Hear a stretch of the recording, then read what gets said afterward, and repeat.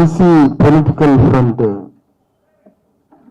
సమావేశానికి సభాధ్యక్షులు ఐలి వెంకన్న గౌడ్ గారికి మరియు ఈ political front chairman Balagoni Balaraju Goud గారికి, తర్వాత నిలికండి విజయ్ గారికి మరియు శేఖర్ గారికి, ఇంకా నారాయణరావు గారికి, సాంబశివుడు గౌడ్ గారికి, ఇంకా వేదిక మీద ఉన్న అనేక మంది ఉద్యమ ప్రతినిధులు పెద్దలకు, ఈ సమావేశంలో పాల్గొన్న వివిధ సంఘాల ప్రతినిధులు, పొలిటికల్ ఫ్రంట్ నాయకులందరికీ నమస్తే.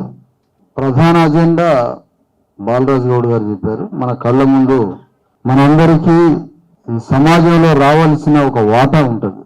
ఆ వాటా విషయంలో 90% బీసీ ఎస్సీ ఎస్టీలంతా వెళితే 90%, కేవలం బీసీలు అయితే 55%. 55% మంది ఈ దేశాన్ని నిర్మించిన, కానీ దేశం మనకి ఇచ్చిందంటే ఏమీ లేదు. ప్రాణాన్ని, మానాన్ని, రక్తాన్ని, మాంసాన్ని, చెమటని, సర్వాన్ని దేశానికి ఇచ్చినాం. అయ్యో మరి మీరేం ఇస్తారు దేశాన్ని అని మనం అడిగితే దేశం మనకేం ఇవ్వలేదు. మరి దేశం ఏమి ఇవ్వకపోయినా అవమానించినా మరి మనం దేశాన్ని ఏమి అడగొద్దా, ఏమి మాట్లాడొద్దా? ఏదో బజార్లో పోయేటోడు పక్కింటోడు 10 రూపాయలు ఇవ్వకపోతే వాడి మీద పోలీస్ స్టేషన్ పోతావు, రోగుల బండ తీసుకుంటావు, కొట్లాడుతావు, అవతలిని సంపుతావు, గెట్ల కాడ పంచాయతీ కాడ.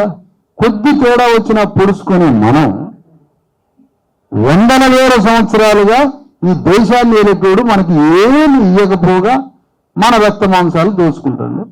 అవో వాడి దగ్గర మనకి రావలసిన వాటా 55% ఈ దేశ సంపదలో వాటా రావాలి మనకి. వాడు ఒక్క పావల కూడా ఇవ్వట్లేదు.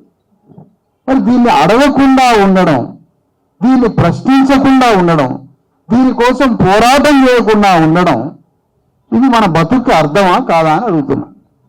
అసలు అది బతుకే అంటారా అని, దాని జీవితం అంటారా? మనకు రావాల్సిన వాటాని అడగకుండా బతకడం ఒక బతుకేనా? ఈ మౌనంగా ఈ ప్రేక్షక పాత్రతో ఉండడం ఏంటి? ఇది మనం అర్థం చేసుకోవాల్సింది. దాంట్లో భాగంగానే మనకు రిజర్వేషన్ ఉంది. ఆ రిజర్వేషన్ 42% రావాలి. అసలు వాస్తవానికి 55% రావాలి. మొత్తానికి ఆ వెలమ రాజ్యాన్ని ఓడగొట్టడానికి ఓ రెడ్డి రాజు బయలుదేరేటప్పుడు ఒక కత్తి తయారు చేసిండు. అదే 42%. దీన్ని తీసుకొని వీడిని పొడవచ్చు అనుకోండి. మొత్తానికి కత్తి నూరింది, బాగానే నూరింది. దాన్ని అడిగి చూసేసరికి మొత్తానికి వాడు బెదిరిపోయాడు, ఓడిపోయాడు. ఇప్పుడు ఈ 42% కత్తిని విజయవంతంగా మరి మనకి ఆ వాటా ఇవ్వాలి. ఆ ఇచ్చే దాంట్లో ఇంకొద్దిగా ఇరుక్కున్నాడు. మొత్తానికి కోర్టులు పోయింది ఆ కేసు. మనకి 42% రాలేదు.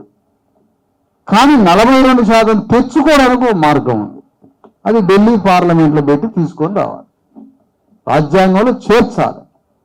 9వ షెడ్యూల్లో చేర్చి అది తెచ్చుకోవాలి ఆ బిల్లు. మరి అది తెచ్చుకోవాలి అంటే మనం అందరం పోరాటం చేయాలి, మనందరం పెద్ద యుద్ధం చేయాలి.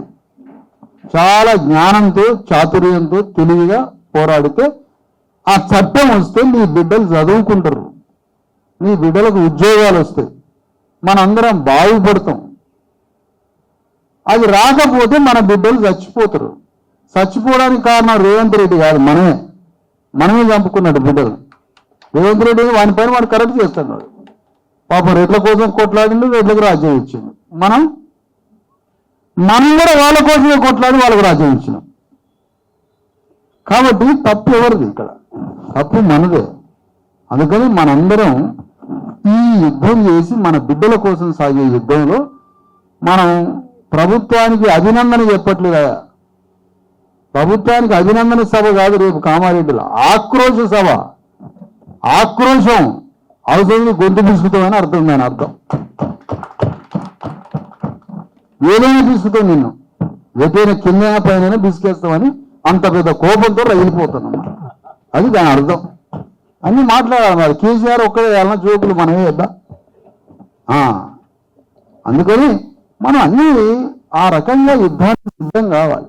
ఈ యుద్ధమంతా చేసేది మన బిడ్డల కోసం. ఇన్నాళ్ళు చేసిన సమస్త యుద్ధాలు వాళ్ళ కోసమే చేసినాం, మన కోసం ఒక్క యుద్ధం చేయలే. మొదటిసారిగా మన కోసం చేస్తున్న యుద్ధం ఇది. కాబట్టి కామారెడ్డిలో జరగబోయే ఆక్రోశ సభని విజయవంతం చేస్తే మన గౌరవం.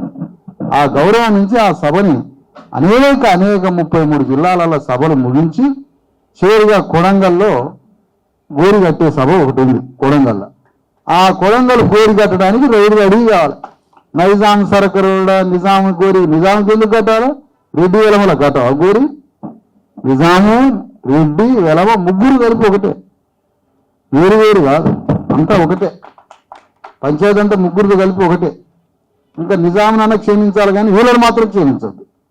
కాబట్టి వీళ్ళ గోరు కట్టడానికి ఒక పెద్ద పోరాటం చేయాలి. బీజేపీని దోషిగా చూపించాలి. మౌనంగా ప్రేక్షక పాత్రలో ఉన్న టీఆర్ఎస్ని నడిపగారలాగా దోషిగా చూపించాలి. అంతిమంగా రేవంత్ రెడ్డి వాగ్దానం ఇచ్చింది కాబట్టి, ఈ రాష్ట్రానికి అధినేత కాబట్టి, మనం ఢిల్లీలో బజార్లో పడి పోలీసుడు కాల్పులల్లా మనం బజార్లో పడి మనం కావద్దు. రేవంత్ రెడ్డినే కాలర్ పట్టుకొని ఈడ్చుకుపోయి ఢిల్లీ పార్లమెంట్ ముందు పెట్టి ఆ పని చేయించుకొని రావాలి. కాబట్టి ఈ పోరాటంలో మీరు మీ ప్రాంతాల్లో మన ప్రజల్ని సమీకరించి వ్యవహారం ముచ్చట చెప్పి, ఆ రోజు తెలంగాణ ఎట్లయితే వచ్చాము, ఇంటికి పోయి మా ఇంట్లో ఉద్యోగాలు 4 వస్తాయి, మా ఇంట్లో 2 వస్తాయి, మా బతుకులు బాగుపడతాయని ముచ్చట చెప్పారు. అప్పుడు అట్లా కాదు చెప్పాల్సింది, ఈ ముచ్చట చెప్పాలి. 42% వస్తే రేపు దేశంలో కులగణన అయితే 60% రిజర్వేషన్లు వస్తాయి బీసీలకి. 60% రిజర్వేషన్లు వస్తే ఏం జరిగింది? 5 లక్షల ఉద్యోగాలు ప్రకటిస్తే 3 లక్షలు బీసీలకు వస్తాయి. ఇది లెక్క, ఇది లెక్క పత్రం. ఇది కృష్ణానదికి గోదావరి నదిలో ఎన్ని టీఎంసీలు మనకెందుకు ఆ లెక్క? ఉద్యోగాల లెక్క కావాలి. కాబట్టి ఇవన్నీ మనం గ్రామాలలో చెప్పి రేపు కామారెడ్డి సభకి తరలించాలని కోరుతా ఉన్నాం. మనకు మంచి ఇంతమందిని ఆర్గనైజ్ చేసిన ఒక గొప్ప నాయకుడు ఇక్కడ బాలరాజు గౌడ్ గారు ఉన్నారు. ఇక్కడ నేనేమంటే యూనివర్సిటీ ప్రొఫెసర్లు కూడా బయలుదేరట్లే. ప్రొఫెసర్ కాదు బాలరాజు గౌడ్ గారు, ప్రొఫెసర్ కాదు, వాళ్ళంత చదువుకోలే. కానీ మన ప్రజల పట్ల దిల్లు మాత్రం ఉంది, హృదయం గుండె ఉన్నది. ఆ గుండె ఉన్న మనుషులు మనం కాపాడుకోవాలి. కాబట్టి ఈ రేపు జరగబోయే కామారెడ్డి సభని ఇంటింటికి పోయి ప్రతి మనిషిని విద్యావంతుల్ని పోగేసి రేపు కామారెడ్డి తీసుకుపోయి ఆ సభను విజయవంతం చేద్దాం. ఆ తర్వాత మళ్ళీ మరిన్ని సభలలో మనం దాన్ని కొనసాగిద్దామని కోరుతూ సెలవు.